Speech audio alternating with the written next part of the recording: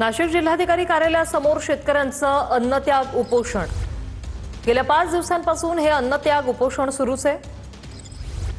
Ring road बाधित शेतकऱ्यांचा विविध मागण्यांसाठी हे उपोषण सुरू आहे। जिल्हाधिकारी कार्यालयासमोर उपोषण सुरू आहे। सिंहस्थ कुंभमेळ्याच्या पार्श्वभूमीवर होणाऱ्या रिंग रोड बाधित शेतकऱ्यांचं गेल्या 5 दिवसांपासून नाशिकच्या जिल्हाधिकारी कार्यालयासमोर अमरण अन्नत्याग उपोषण जे आहे ते सुरू असल्याचं आपल्याला बघायला मिळतंय। आपण जर या ठिकाणी बघितलं तरी संपूर्ण जे शेतकरी आहेत गेल्या 5 दिवसांपासून याच ठिकाणी आहेत आणि आज त्यांच्या आंदोलनाचा 5वा दिवस आहे। गेल्या 5 दिवसांपासून आपल्या विविध मागण्यांसाठी या ठिकाणी अमरण उपोषण सुरू आहे।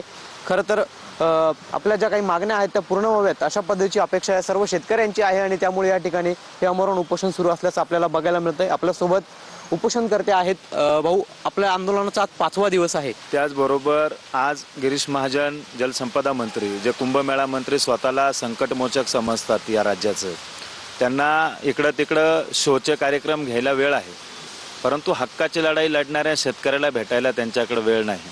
म्हणजे हे मोगलाईपेक्षाही मोठं सरकार झालं।